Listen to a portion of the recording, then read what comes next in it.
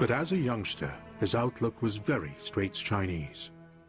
I was sent to a Chinese school, and I suffered for a few months. I thought, didn't understand the teachers and didn't feel comfortable. And persuaded my mother to transfer me to an English school, English language school, which she did. I had to learn British Empire history, I learned British Empire geography. It was quite a remarkable imperial system. But by the 1930s, British military power in the region was outdated and dangerously overstretched. It was a vulnerability that official propaganda was at pains to mask. With simple ceremony, the biggest graving dock in the world was named after King George VI, among those present being the British Navy. It was imagined as a great bastion. The naval base itself was very impressive. The trouble is that there weren't any ships in it. The army was only intended to hold the fort until such time as the British Navy came to the rescue. But the British in Singapore had no idea their days on the island were numbered. Even in 1937, when Japan invaded China, it made little impact on the colonial masters.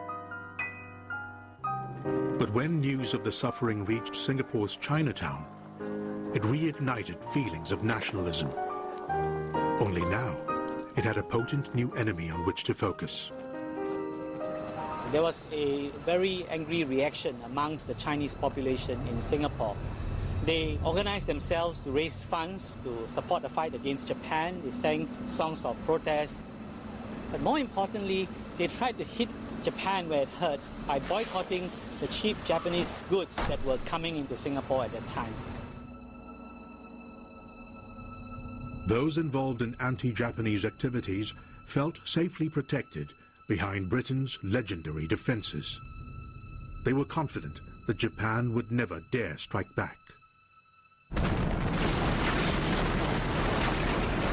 But in December 1941, the Japanese attacked Pearl Harbor. Just hours later, they set their sights on Singapore.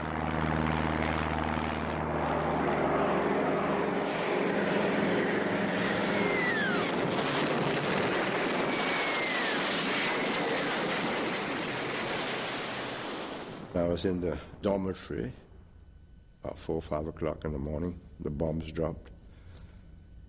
And the war had begun.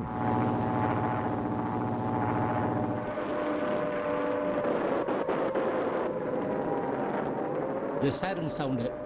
I ran out to the field, wanted to see the aeroplane. Very excited about it. It was the first time. I could hear the sound of the engine.